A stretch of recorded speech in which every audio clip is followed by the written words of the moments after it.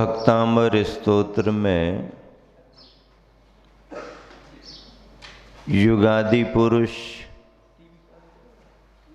आदिनाथ भगवान की स्तुति में आचार्य प्रवर मानतुंग स्वामी अपना भाव प्रकट कर रहे हैं।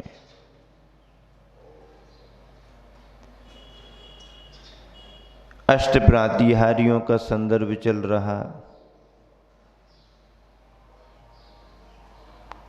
कल के दिन आपने अशोक वृक्ष,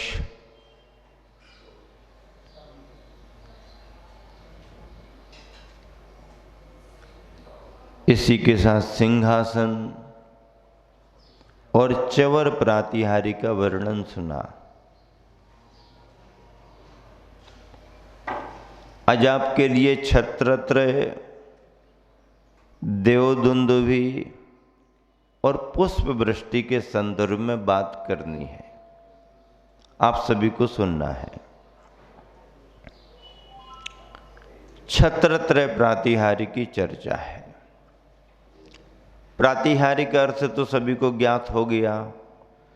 तीर्थंकर भगवंत के महिमा बोधक चिन्हों को प्रातिहारी कहा गया। तीर्थंकर भगवान के महिमा बोधक चिन्हों को प्रातिहारी कहा गया। प्रातिहारी 8 होते हैं। छत्रत्रय प्रातिहारी की चर्चा प्रारंभ करनी। श्लोक का उच्चारण सभी एक साथ करेंगे, मिलान करते जाएंगे। छत्रत्रयं तौ विभाति शशांक कांत मुचै स्थितं स्थगित भानुकर प्रताप मुक्ता पल प्रकर जाल विवृद्ध शोभं प्रख्यापय त्रिजगतः परमेश्वरत्वम्।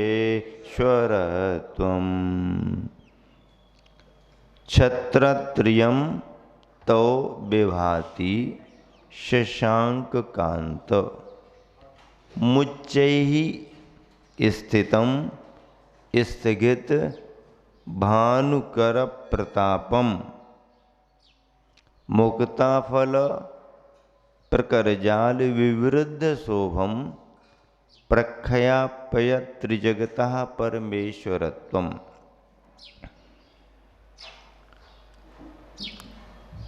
एक एक शब्द का अर्थ लगाएं।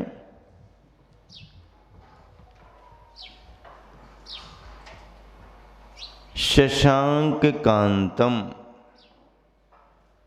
चंद्रमा के समान सुंदर, चंद्रमा के समान कांति वाले अर्थात सुंदर। भानुकर प्रतापम, सूर्य की किरणों के संताप को स्थगित रोकने वाले। मुक्ताफल, मोतियों के प्रकर जाल, समूह वाली झालर से विवृद्ध शोभम, बढ़ रही है शोभा जिनकी ऐसे। तो हे भगवन आपके, तो अर्थात आपके, भगवन आपके उच्च ही स्थितम, ऊपर स्थित, छत्रत्रयम, 3 छत्र। क्या बता रहे हैं? त्रिजगतः, आपके ऊपर लगे हुए 3 छत्र क्या बतला रहे हैं? त्रिजगतः, 3 जगत के परमेश्वरत्वम, स्वामित्व पने को, परमेश्वर पने को प्रख्यापयत, यू प्रकट करते हुए की तरह विभाति, शोभायमान होते हैं। ऐसा लगता है कि ये 3 छत्र जो आप पर लगे हुए हैं, ये 3 जगत की प्रभुता को बतलाने वाले हैं कि आप तीन जगत के परमेश्वर हैं, स्वामी हैं, ये दर्शाने वाले। ऐसा लगता है आचार्य प्रवर मानतुंग अपनी भक्ति में ऐसी भावना भा रहे हैं। मिलान करिएगा, एक एक शब्द का अर्थ हो गया, अब भावार्थ समझ लीजिए आप। हे भगवान, आपके सिर पर लगे हुए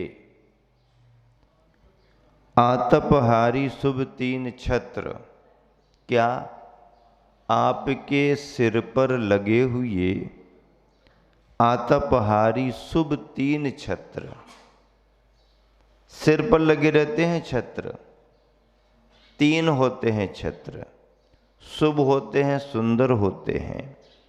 तो आचार्य प्रवर इस श्लोक में भाव प्रकट कर रहे हैं कि हे भगवान, आपके सिर पर लगे हुए आतपहारी शुभ तीन छत्र मानो यही प्रकट कर रहे हैं कि आप तीन जगत के स्वामी हैं, तीन जगत के स्वामी हैं। बतलाने की जरूरत ही नहीं है, किसी को समझाने की जरूरत ही नहीं है। आपके ऊपर लगे हुए छत्र ही प्रकट कर रहे हैं कि आप तीनों लोकों के स्वामी हैं, तीनों लोकों के अधिपति हैं, परमेश्वर हैं, नाथ हैं। कितनी बड़ी महिमा इस श्लोक में बतलाई गई है। छत्रत्रय प्रातिहारी में सम्मिलित हैं, तीन छत्रों की चर्चा आती है।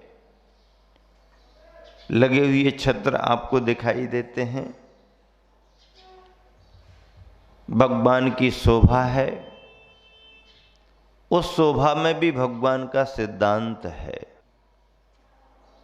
राजा महाराजा हैं, अरे भाई उनका वैभव है, छत्र लगा करके चल रहे हैं।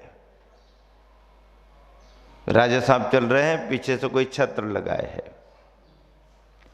ये तो संसार का वैभव बतलाने के लिए छत्र है। छत्रपति माने जाते हैं कौन? चलते समय जिनके सिर पर छत्र लगाया जाता है। छत्रसाल बुंदेलखंड के महाराज हुए, राजा हुए छत्रसाल।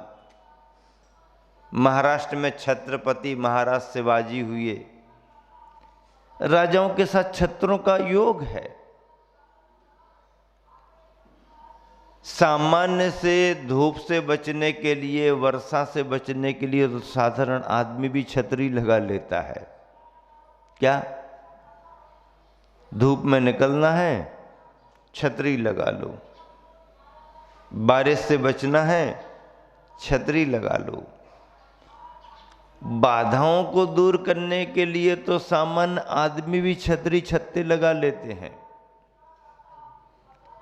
लेकिन धूप की बाधा ना भी हो, बारिश ना भी हो रही हो, तो भी पुण्यशाली व्यक्तित्व के लिए उस पद का महत्व समझते हुए, पद का वैभव बढ़ाते हुए, उन राजाओं को भी जरा सा 100 कदम भी चलें तो वो चलते हैं और उनके ऊपर छत्र लगाने वाले छत्र लेकर के चलते हैं। लेकिन तीर्थंकरों को तो बाधा भी नहीं है। तीर्थंकरों का कोई राज राजेश्वर जैसा वैभव भी नहीं है। तो फिर तीर्थंकरों के लिए क्यों इन प्रातिहारियों का संदर्भ, क्यों? बाधाएं नहीं है, सभी को मालूम है। समूह शरण में तीर्थंकर भगवान बैठे हैं, सूरज की धूप उन पर ना पड़ जाए इसलिए छत्र ऊपर लग गए। धूप ऊप की कोई बाधा नहीं। बारिश आ जाए मान लो तो क्या करेंगे फिर? इसके लिए भी छत्र नहीं। तो क्यों लगे हैं 3-3 छत्र?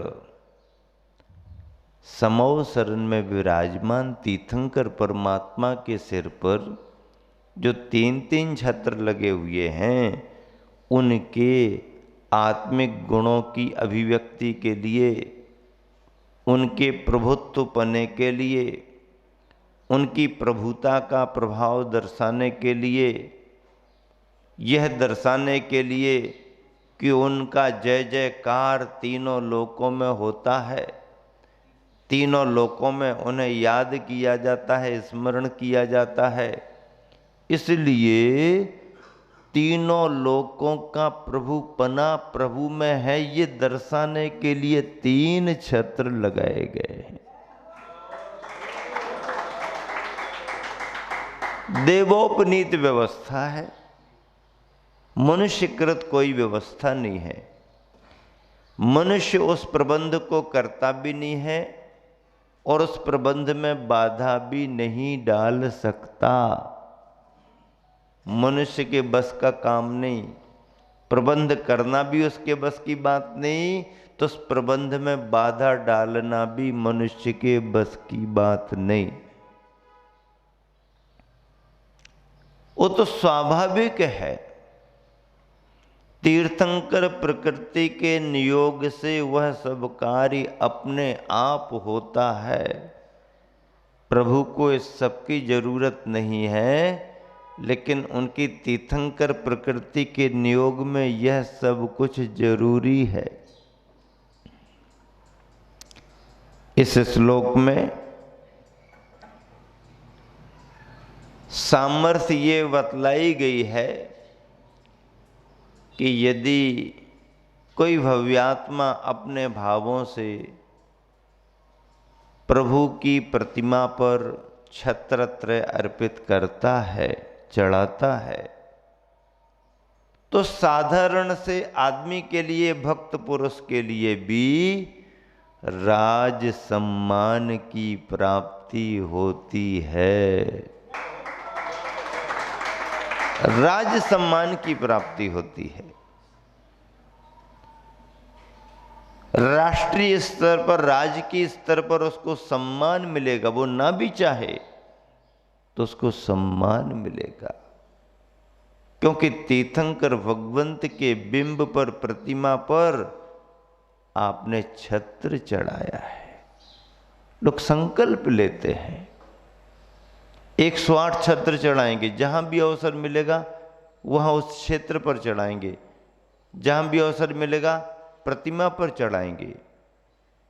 विशेष विशेष छत्र बनवाते हैं, वैभवशाली छत्र बनवाते हैं, कीमती कीमती छत्र बनवाते हैं और अपनी भावनाओं से प्रभु के शीश पर छत्रों को धारण कराते हैं।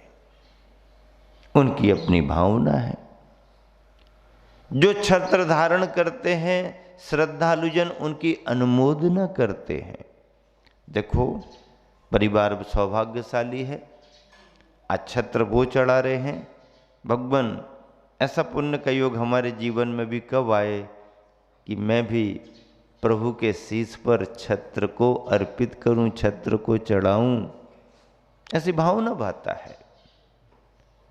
भावना भी फलवती होती है। अर्पित किया गया छत्र तो फलीभूत होता ही होता है। छत्र चढ़ाने की भावना भी तुमने भाली तो भी तुम्हारे लिए पुण्य फल मिलता है। छत्र चढ़ाने में श्रेष्ठतम धातु होना चाहिए। स्वर्ण का छत्र हो तो कहना ही क्या है, चांदी का छत्र भी हो तो भी अच्छी बात है, और भी धातु का चढ़ा सकते हैं, लेकिन कांच वांच के छत्र नहीं, प्लास्टिक के छत्र नहीं। प्लास्टिक जघन्य है, वो धातु ही नहीं है। वो तो एक सुविधा का साधन है। प्लास्टिक के कोई आयतन बनते नहीं, प्लास्टिक के आयतन नहीं माने गए, प्लास्टिक के धार्मिक उपकरण भी नहीं बनाना चाहिए। प्लास्टिक प्लास्टिक है, इसलिए वो वर्जित है। छत्र पीतल का भी हो सकता है, चांदी का भी हो सकता है, तांबे का भी हो सकता है, अष्ट धातु का भी हो सकता है, सोने का भी हो सकता है। उसमें बेशकीमती मणियां भी लगा सकते हो, बेशकीमती नग भी लगा सकते हो, ये हो सकता है। पाषाण की प्रतिमा है तो उसी शिल्प में यदि बना है तो छत्र पाषाण का भी बन सकता है, क्योंकि बिंब पाषाण का है। उसी में अष्ट प्रातिहारी यदि वो केर दिए गए तो सारे अष्ट प्रातिहारी, चाहे छत्र हो, चाहे चंवर हो, चाहे भामंडल हो, चाहे सिंहासन, उसी पाषाण में प्रतिमा में बन जाते हैं। तो पाषाण यह धातु ही स्वीकृत है। कांच के कोई उपकरण आयतन नहीं, प्लास्टिक के कोई उपकरण आयतन नहीं, लकड़ी के भी कोई उपकरण आयतन नहीं। लकड़ी भी अपने यहां पर वर्जित की गई है। लकड़ी की कोई प्रतिमा नहीं बनती, लकड़ी के कोई धार्मिक उपकरण उस रूप में नहीं बनते जिस रूप में धातु के बनते हैं। चौकियां, टेबल, ये आदि आदि ये अलग बात है, लेकिन अभिषेक करने के पात्र, सिंहासन आदि ये श्रेष्ठतम धातु के बनते हैं। छत्र लगाने में भी पहले नंबर 1, फिर नंबर 2, फिर नंबर 3, सबसे छोटा सबसे ऊपर। सबसे छोटों को ही तो सबसे ऊपर रखना पड़ता ना, और जो छोटों का वजन उठाने वाला सबसे नीचे रहेगा। कहीं कहीं लगे रहते हैं। अब वो कहीं लगे हैं तो लगे रहने दो। अब वो कहीं धोखे से या जानकारी नहीं हो तो, लेकिन सबसे बड़ा पहले लगाया, फिर नंबर 2 छोटा, फिर नंबर 3 छोटा। ये सब व्यवस्था है। राज सम्मान की प्राप्ति छत्र से होती है। ओम ह्रीम अर्हम मनोबल रिद्धि, मनोबल रिद्धि प्राप्तेभ्यो नमः दीपम। जब दीप जलाओ तो दीपम, नहीं तो केवल नमः। रिद्धि मंत्र के लिए स्मरण किया गया है। मनोबल रिद्धि, मन बल रिद्धि, मन की क्षमता, श्रेष्ठतम क्षमता मन की जो भी है, रिद्धिधारी मुनियों को प्राप्त होती है। और यहाँ पर मनोबल रिद्धिधारी मुनियों को इस रिद्धि के रूप में स्मरण किया गया है।